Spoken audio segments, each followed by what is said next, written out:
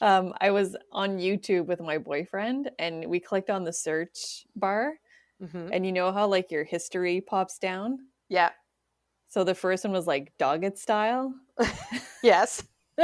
He's like, what were you researching?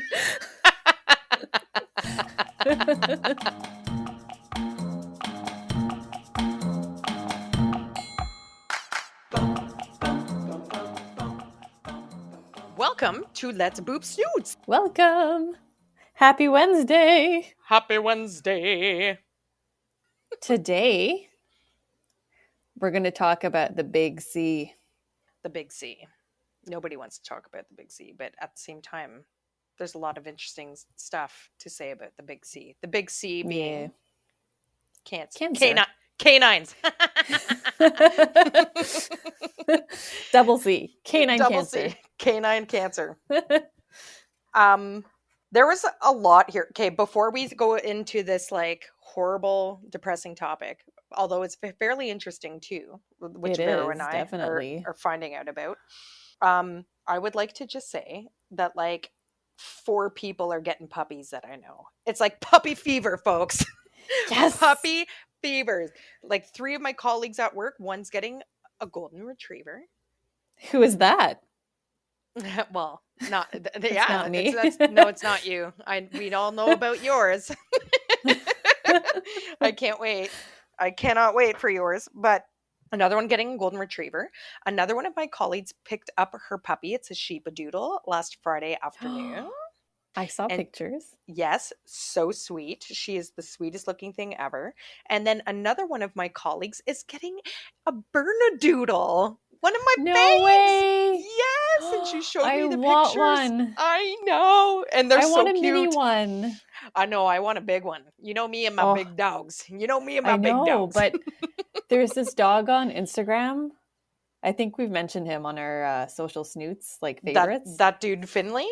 Yes. Oh, Oh, he's the he is so cutest. cute. He has put a smile on my face many times this week because whenever I'm at work or whenever I'm like doing stuff and killing time on the soch as we do, I popped it up. He had a lot of cute posts this past week. He He is did. He got neutered. adorbs. Yes, I saw that with the cone of shame on. Yes, and the donut. Oh, I just want to cuddle him. He's so cute. He's And so when he's cute. like running around and his fur is just like so Oh my floofy and god, I know. I want a Bernedoodle. I really am. Finley. Oh, that Finley. You're so Finley, cute. you got a place in my heart, Finley. Anyways, Yep. a nice little start to the show before we get into the Yeah. seriousness of it So all. many puppies. So I was telling Vero So, this. Do you want to start, Vero, or do you want to? I kind of want to open up just by yeah, saying go ahead. that this is a ginormous topic that we won't be able to just cover today. I was telling Vero earlier that I was sort of busy with a lot of schoolwork and stuff and doing a lot of like, stuff that required a lot of my brain power. And then I went to research for Let's Boop Snoots and thinking, I'd find a couple of things and it would be like, this turns into a very scientific topic, folks. So It's when heavy. researching, it's heavy content, heavy material. There's like a lot of people doing like cool stuff out there. Again, we're barely gonna scratch the surface today. I just wanted to put that out there as a disclaimer. Yes. That's very true. There's a lot out there. It was just kind of like I didn't know which site to look at. Like, Yes. what do I focus on for this? Yeah. And then I felt like I looked at a million different things where, yeah, I am just kind of like scratching the surface. It takes you down the rabbit hole of the internet into canine cancer and like different people. And you certainly see a lot of the same names floating around. Yes. Yeah. When we were comparing notes, for sure. But I wonder how many more people are out there like researching this or trying new therapies and like, sharing their perspective on like the science of like dog health. Very interesting. Very interesting. Yes. So I watched a documentary on Amazon Prime. It's called The Dog Doc. Mm-hmm. So this is a well-known vet called Dr. Marty Goldstein. He's an alternative medicine vet. He works at Smith Ridge Veterinarian Center. I don't know where that is. Is that New York? It might be New York. I I'll don't look it know. up. So Marty went to a vet school. I call him Marty because, he's my bud. Marty went to vet school, conventional vet school, because that's the only one there is. He became a workaholic. He ate a lot of junk food and developed a lot of like heartburn, lots of headaches. He became very sickly. He had chronic arthritis, bursitis, and he went to his doctor and they prescribed him antibiotics and steroids. So he was like, there has to be another way. So he started researching for alternatives. So holistic medicine. He researched homeopathy Mm-hmm. and how better food can contribute to your overall health. Started eating better and all that, and everything went away. So his immune system, he came to the conclusion that his immune system was not working correctly. And then he thought, well, if this works for humans, then why would it not work for dogs and cats and other animals? So what he does is that he focuses on the well-being, the quality and the quantity of life of the animal. In his center, he sees a lot of dogs that come in with cancer. Dr. Goldstein is kind of like their last hope. So they've seen like a million vets. They've heard of Dr. Marty Goldstein, and then they go up to him, and it's really their last hope. And it just feels. So I watched the documentary, and it does feel like he does give them hope because he doesn't focus like on. Let's, for example, a dog comes in with cancer. It's not, okay, I'm going to cure the cancer. It's more like, how can I make this dog better, like his immune system, to make him feel better and like combat the cancer so it doesn't grow. Mm-hmm. So, for example, I think Heidi, you said you've seen this dog possibly. There was a dog that came into his vet center. He had bone cancer of his jaw. So he had a massive tumor on his jaw. It was infiltrating the bone. And for surgery, they would have to remove half of the jaw. But Dr. Marty Goldstein does cryotherapy. So that was something new that I learned. Like I had heard of cryotherapy, but not for cancer. Mm-hmm. So what he does, it's kind of like a probe, and he puts it on the tumor or inside the tumor, and he freezes it, and that kills the tissue. Kind of like when you see like really bad frostbites on fingers, fingers fall off. Yeah. So Or yeah, it's the like tumor or it's falls like what off. you use for warts, right? It's like Yeah, you're like freeze burning it. Yeah. exactly. So he does that on the tumor. It kills the tissue.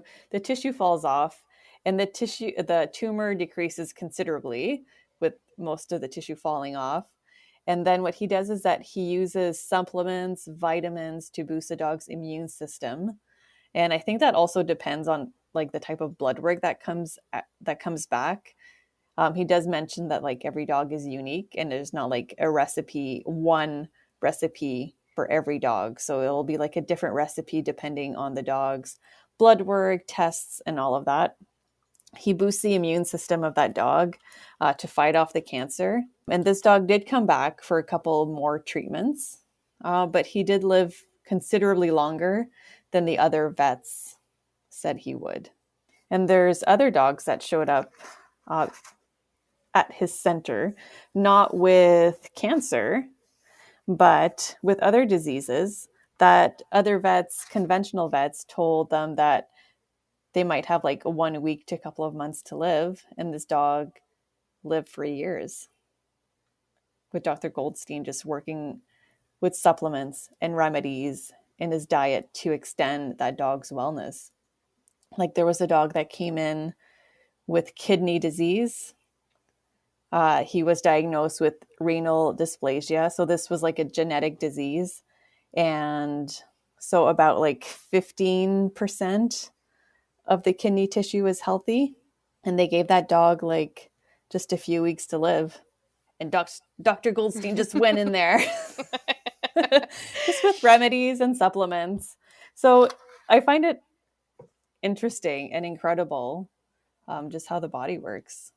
Well, I Like, think, and that's the thing why where it takes you down this scientific road, and I think people like sometimes like turn their snoots to veterinarians as not like huge contributors to the scientific community, but they're scientists. They are like the rest of us, and a lot of them I think are starting to conduct studies and stuff like that because they're finding value in it, and there's value to be shared. But anyways, I didn't want to cut you off there.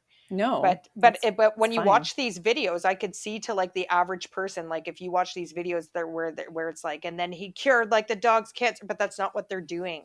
So people No. interpret it as being, it's just like when you watch an ad for a diet pill. Take this pill every night and you'll like lose 300 pounds in a week. Like it's like, no, it's too good to be true. When we read things or we hear people making like these grandiose claims to something, it's like, no, there's got to be a catch here. Like, are they trying to sell Yeah. me on something? Are they trying to, you know what I mean?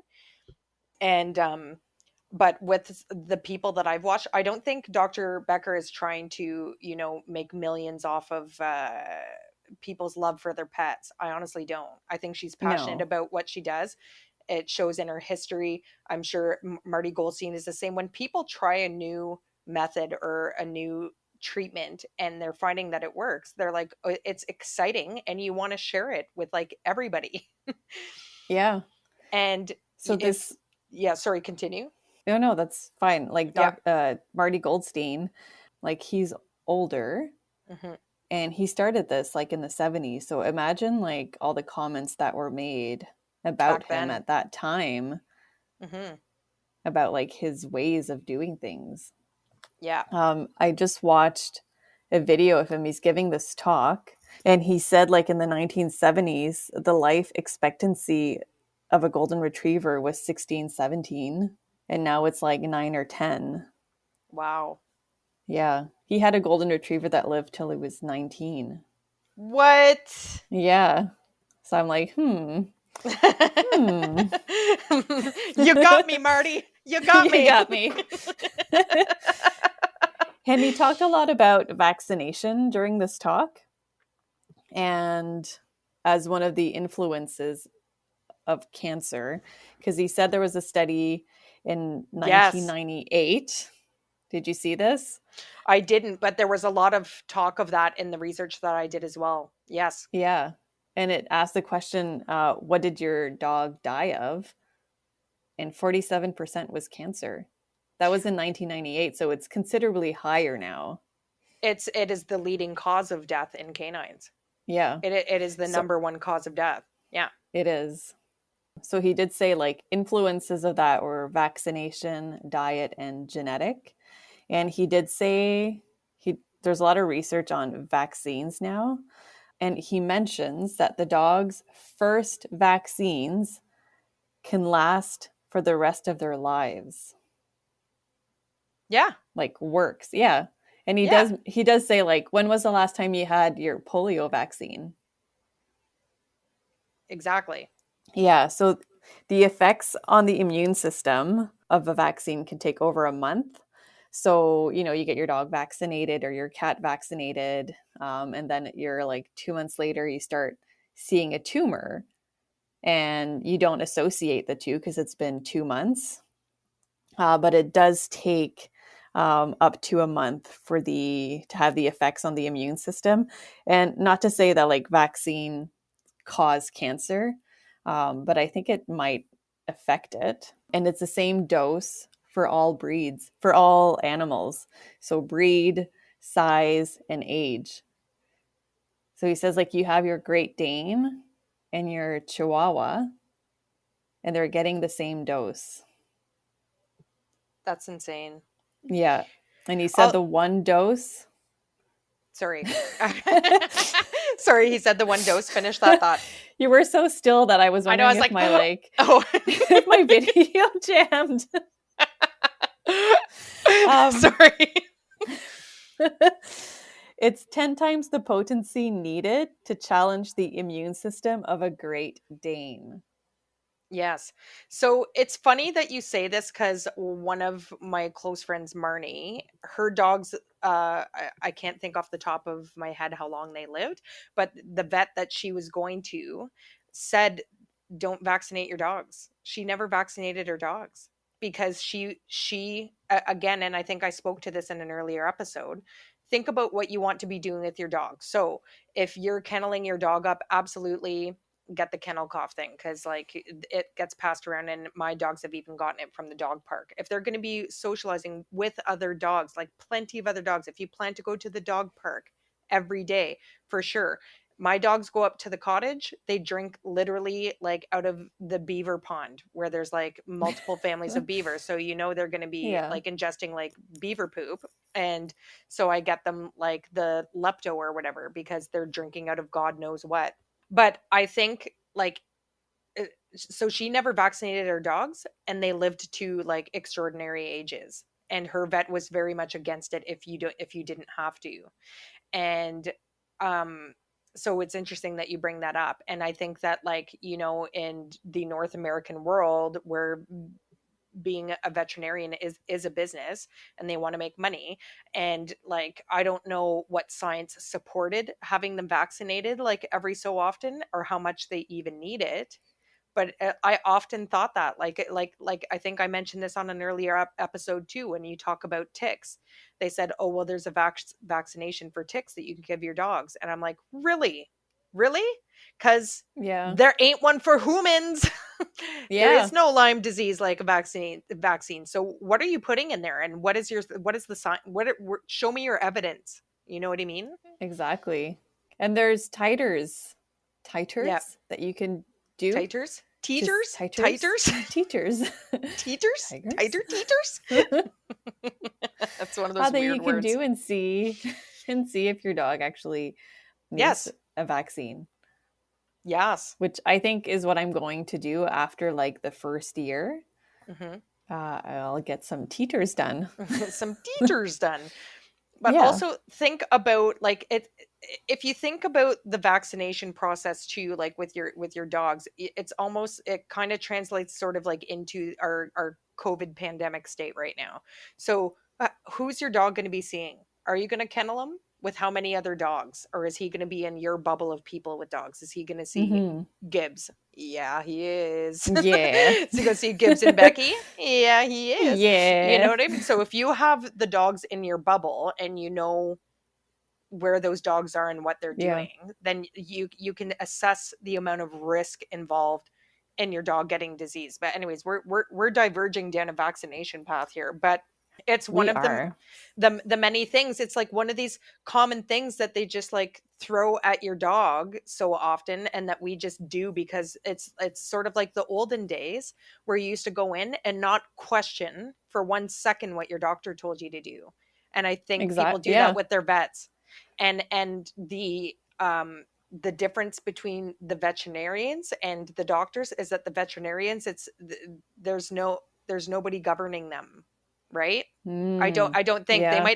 they may have a professional body. So if like, there's a veterinarian that's literally like injecting cancer into dogs and then making profit off of it, I'm sure like somehow like they would be reprimanded, or they might lose their license within their professional college. But the, like, they wouldn't go to jail, I don't No. think. Do you think they would? No. Maybe for animal No, I abuse. don't think so. I don't think so Maybe. either. It's not like actual physicians in the real world, right? And now like I find like the whole dog world like sort of behind the times and where we've come from, because now everybody, like there's joke videos about it, that you come in and you google your symptoms and you're telling your doctor what's wrong with you when you have like no medical school, like, and family physicians are like, well, what do you need me for? Like, you know what I mean? Like you've figured it out all Dr. on your own Google. on the Google. But the difference is that they're the approach to the scientific research, because like with humans it's way more ethically and morally substantiated or policed, if you will, than it Yeah. is within dogs, because at the end of the Yeah. day it's an animal, right? Yeah. And I mean, you go to your vet and they're like, okay, distemper, parvo, lepto every year. And then you kind of think, well, what if I don't? What if he gets it? Like the dogs cannot make a decision for themselves, which I find like humans is a little bit different. You can think Mhm, about it, mhm. Yeah, you know the risks, whereas dogs, they rely on you to make the best decisions. exactly. But at the same time, it's like super cloudy as to what the best decisions are. Yeah, it And it's is. overwhelming. And you may go to your vet and they say, yeah, we're going to offer you these vaccines every year, and then you say no, like I do, and say I only want this one and this one. And depending on the vet, they may say, oh, do you want to know what, think about it, if it was you, would you want a vaccine for, and they pressure sales you because they're a business, right? That's why I Hmm. left my last vet. It was There's constant been an pressure increase of sales. this. Yes, there's been an increase of this. Oh, do you want to what? He's looking a little heavy. Like I need you to buy this food from my clinic and come back for another visit so we can assess where his weight's at. Well, I got a friggin' scale at home, and your food is shite. But sorry, that might be another boop. But a lot of people don't know that, right? Yeah. Yeah. So I Googled because I was thinking about all of this and like what happened with Wiggum. He passed away from cancer, we believe, which I have no doubt that it was.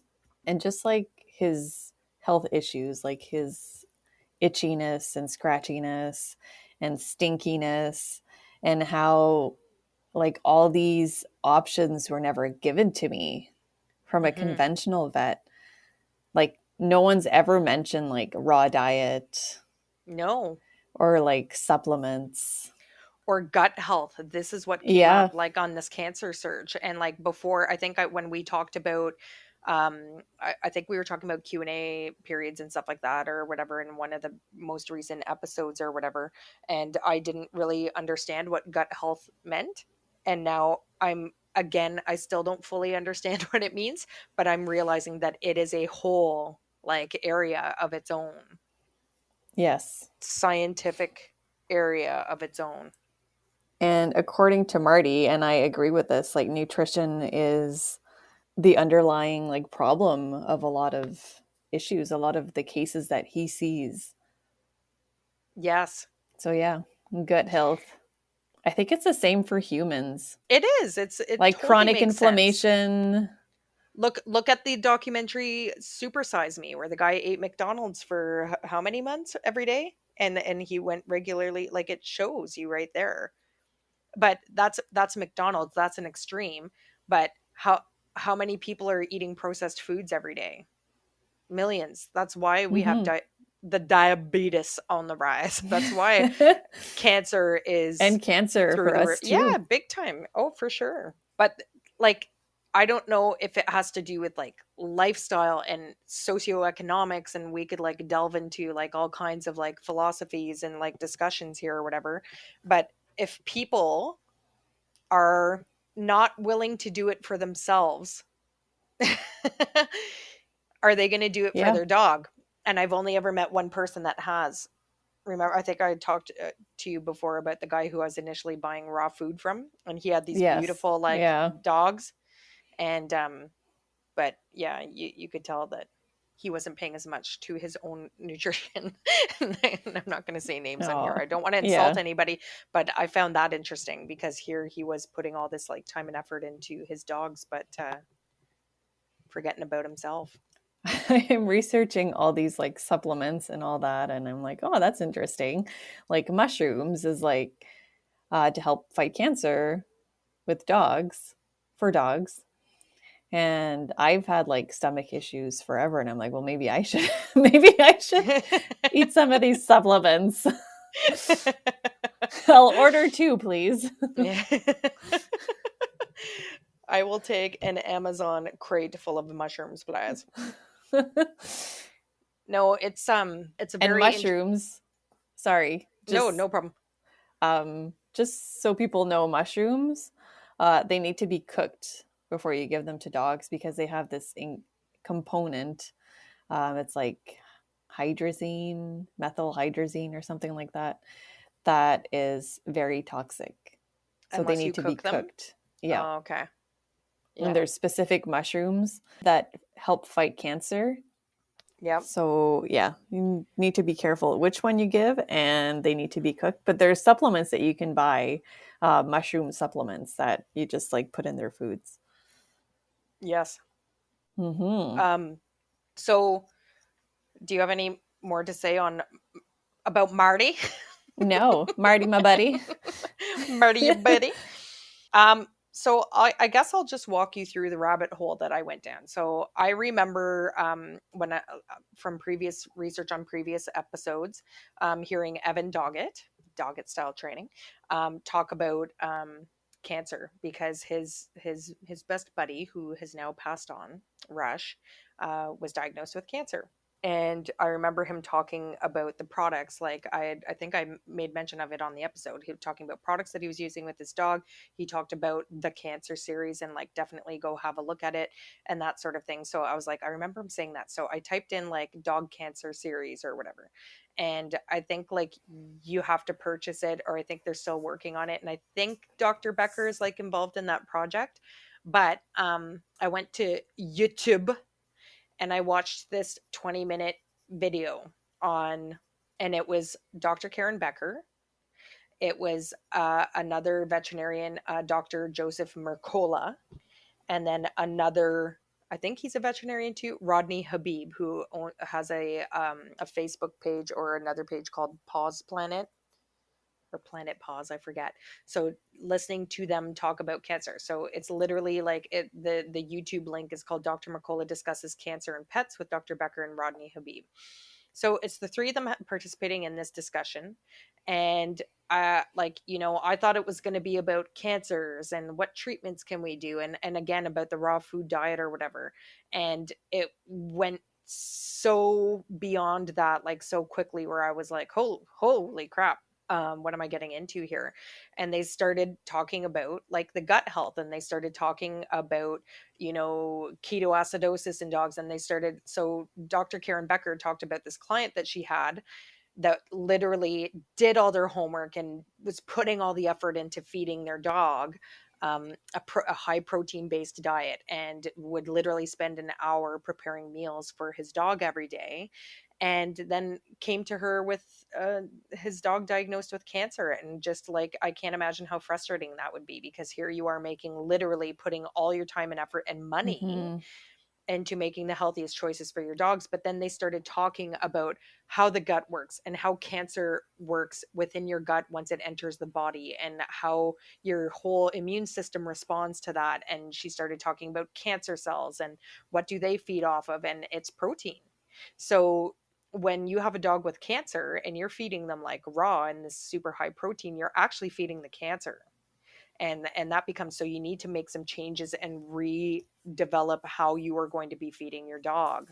They talk about how cancer is the leading cause. They talk about how, and like I just mentioned with this, the Super Size Me documentary, who anybody who hasn't seen that, it's the guy who eats McDonald's for like 3 straight months, like going to the doctor every week, getting assessed on like weight, blood work, and everything just as you would hypothesize goes according to plan, which is he Yeah. gains a ton of weight, his liver is like shot, his organs start, and the doctor, to the point where I don't think he's even able to finish his experiment.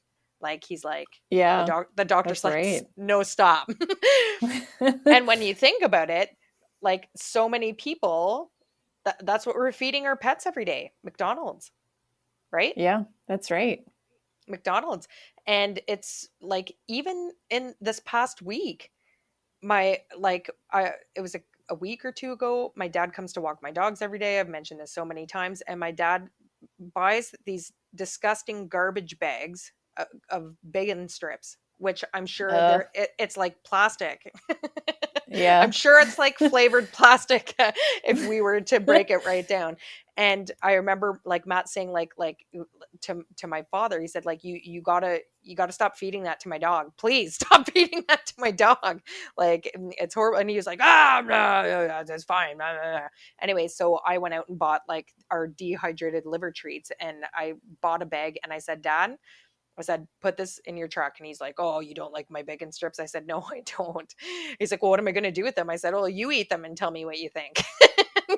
and he laughed and accepted the bag of treats to keep in his car Uh, very graciously. And so I am hoping that my dad has, and I will continue to buy what I would like my dad to feed my dogs as a yes. treat.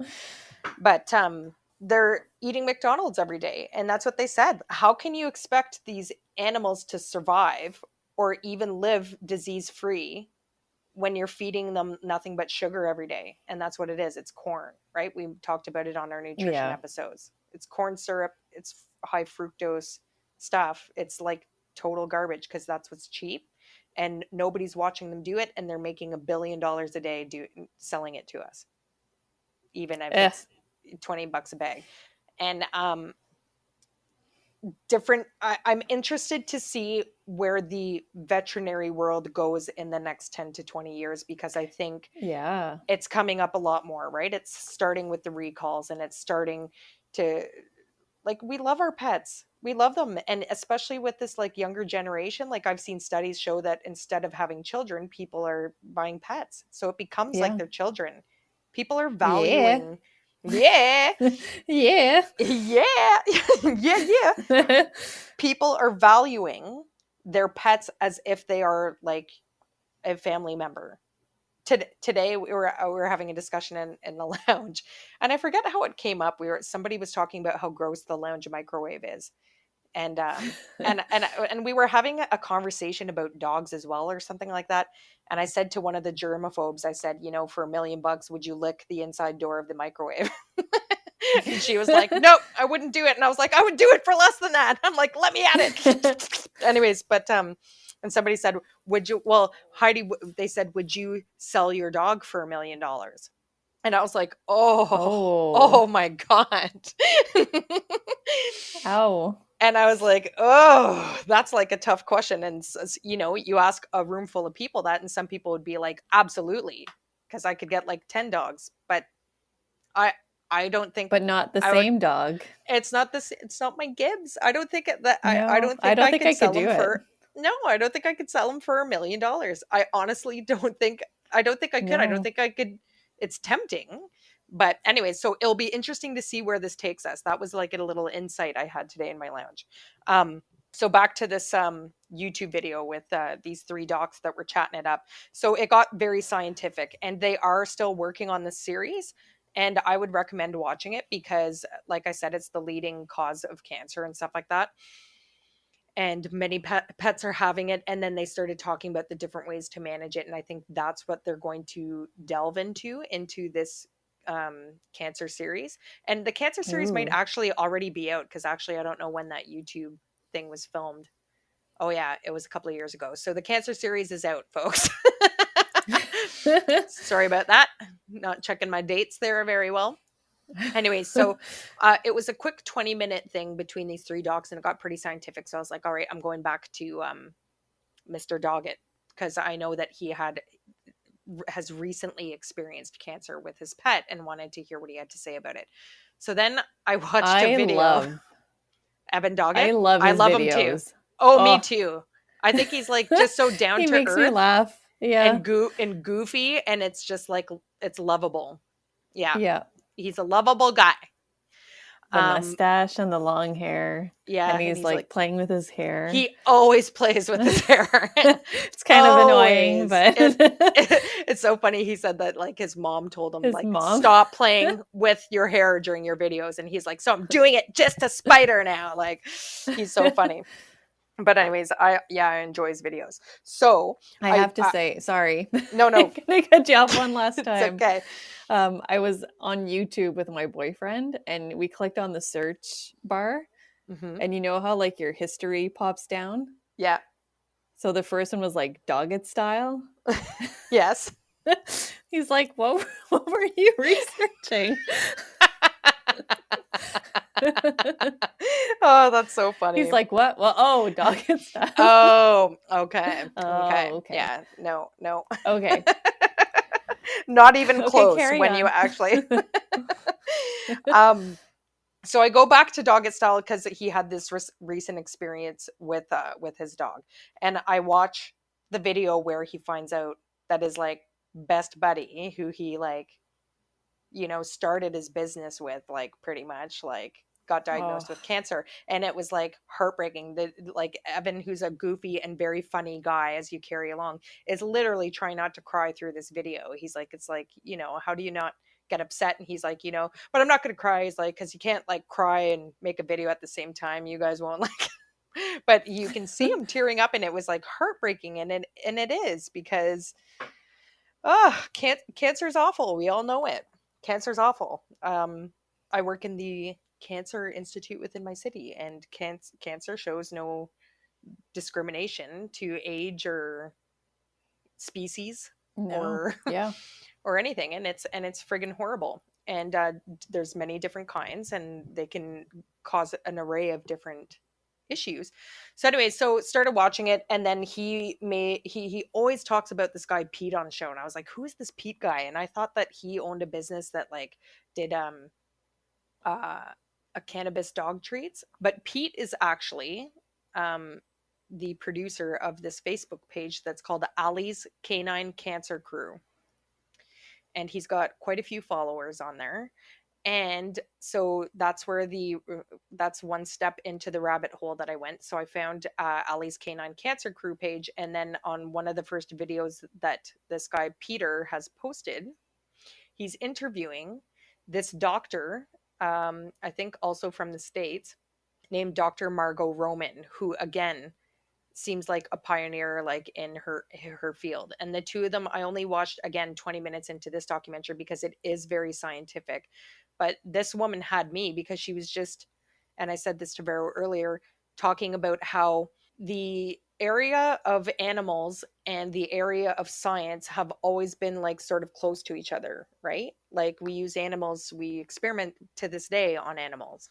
Actually, one of the residents that I worked with stole his dog from a research lab Oh, when the yeah. project was Yes, over. you mentioned that.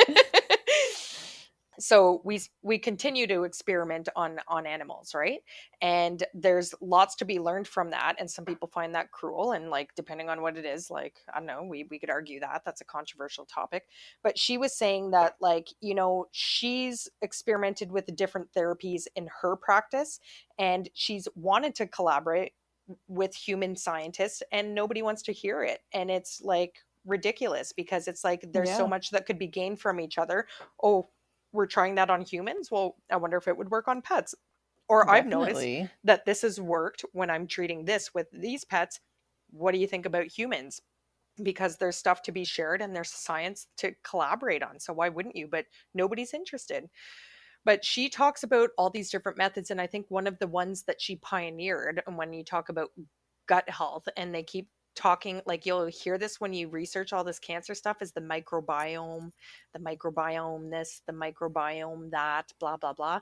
And anyways, she started this uh process called microbiome restorative therapy. Hmm. All right, everybody, do you want to know what that is? It's not mushrooms. It's poop transplants. Poop. Poop. Let's Poop. poop. Let's poop snoots. Let's boop poop. If we ever interview Let's snoot poop. if we ever interview this woman on our show, we will title that episode called Let's Poop Snoots. Because this is where she does her research and develop this thing. And I'm looking on her website right now, and she has articles that can be shared. And one of the first one is, the article is titled "Eat Shit and Live." Perfect. And so basically, what it's about is it's replacing bacteria in the gut, because you need good gut health. And gut health boots your immune system through the roof, and it gets your GI tract going, and it replenishes the bacteria and all that sort of thing. So, like Vera was saying earlier when she talked about Dr. Marty Goldstein and how he tried this cryotherapy on a dog. So they start by freezing and, like, freeze burning the unhealthy tissue off, alongside, I would imagine, a therapy such as this, where you boost their gut health. So now their immune system's like, yeah, let's do this. You've just given them, like, an army. And Hmm. that pairing these different therapies, that these vets who, and again, you called it alternative medicine, some of them call it integrative medicine.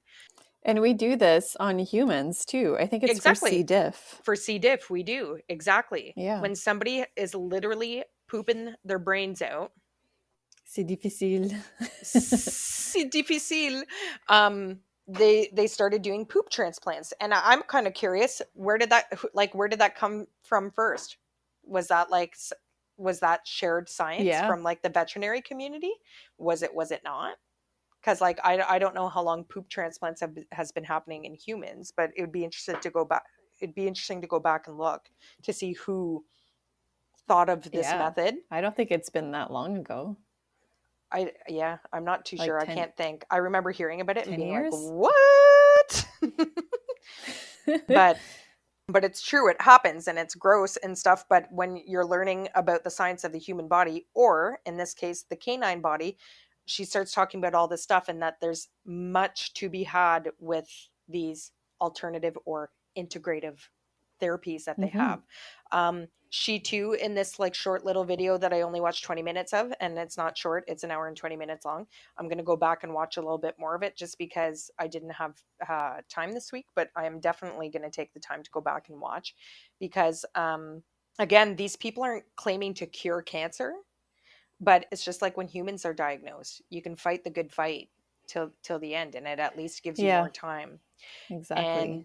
And with your bestie, as sad as it is, and she talks a lot about how, like, right now it's I'm trying not to get too like theoretical on you guys here or whatever, but I'm sort of taking schooling right now. But you get into a routine practice of doing something. Anyone out there who's a professional knows that you will routinely practice something so long that you forget about why am I doing it this way? And is there a better way out there? And I think that's what like these some of the pioneers like Marty and Dr. Margot Roman, they started this back in the 70s and people probably thought they were like nut jobs. Cray But cray. Yeah. yeah, but it is, I think, gaining traction in the canine world. But she I talks hope about so. how you're petting your dog, you find a lump on his side, you go to the vet, they're either going to say, "Oh, well, maybe it's an infection," and what are they going to give you? Antibiotics. She talks about how many pets are put on antibiotics in like the first 5 years of their life. Antibiotics. It's a standard treatment that they Hmm. just friggin' throw at you before even knowing anything about what's going on with the dogo. But again, Yeah, maybe people don't want to explore that because veterinary medicine is freaking expensive. Owning a dog is expensive. Exploring it these different, is. yeah, having blood work done is expensive. Having an X-ray is expensive, and people are always looking to do the cheapest thing. Which also, maybe I'm going on too many tangents here, but I wonder if this is also a reason why people are investing more in the pet insurance aspect of things. Because I remember us Yeah, thinking, like, is it worth it? And how is it that they have this many clients? Because like, maybe.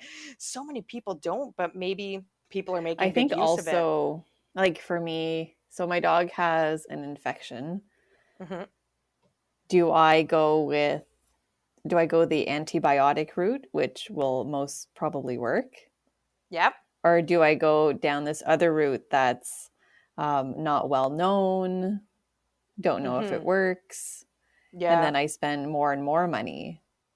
Yeah. But the more I learn about this other route that's not well known, the more it's interesting. And I'm like, oh, like maybe this is like the best route to try because antibiotics are hard on the body. They're hard on the human body, and I can just imagine But on a dog's body. when you talk about thinking more upstream from that, it's how do I prevent the infection in the first place? And it's by Yeah.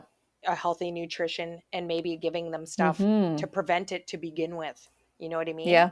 Because again, dogs are naturally exposed to different things or different stuff. But anyways, but if you're feeding them McDonald's every day, how good is their immune system going to be? How good are their liver Right. enzymes going to be? How good are their kidneys going to be functioning? And now you get into multi organ like failure. So it does. It starts with nutrition, and they'll say that every time. And one thing that I thought was like very in the very sad video that I was watching with poor Mr. Evan Doggett, is he was saying that he was putting all this time and energy into, like, he started going down this road of like of therapies and alternate routes to treating them, and what can we do here? And that's why he talked up like Pete like big time, and I think who's a follower of Dr. Margot Roman, and I'm sure he researched it, and he bought all these different therapies for his dog, and he was trying all these different things, and he said don't forget to spend time with your pet at the end of the day. Don't turn the Yeah. cancer into a pet project where you're not enjoying your pet. They still want you Right. hanging out with them and doing all the things that you used to do. So that, I thought that was a very nice reflection of his Yeah. in the video that I watched. So cancer sucks. It totally sucks, and it's interesting. Anybody that you know that's had experience with cancer, whether it be a pet or whether it be a human, you can understand that it turns into the fight and the treatment, and you're so focused on this to the point where the person who's actually suffering from it is like, I don't even friggin' care anymore. Like, I just want to Yeah. enjoy the rest of my life. And sometimes if it gets too far gone, you need to start giving up the fight and start taking more and control over things like pain management and quality of Mm-hmm. life in the final days. So Yeah. again, another sad thing to think about, but I wanted to end it on that note. Don't forget, your pet's still with you until the end. They're not, Yeah. as Evan said, they're not dead yet. Oh. But yes, a good start on the big C topic. Yeah. We'll have to do episodes on all these like I different aspects, different things, research and I think, therapies and yes, I think therapies. therapies, therapies. I would like to watch the cancer series together, Vero. Yeah. Oh my God, we're gonna need a box of Kleenex again. This is going to be another, yes. Or maybe not. It Ugly might be crying session. it might be super scientific, and again, if they're trying to sell you on it, I think it's going to be a lot of more hopeful stories, like what was the That's name of that, true. what was the name of that Popeye that went to Dr. Marty, that went to good old Marty? Scooby? Scooby. Maybe it will be I think there was like Petey and then Scooby. well, way to go, Scooby and Petey. Maybe Mm-hmm. they didn't win it in the end, but it gave them some more joyful years. Yes. Yes. Yeah. And that's all we've got to say today on That's a Boop Snoots. Let's boop snoots. Bye. Bye. See you next week. See ya.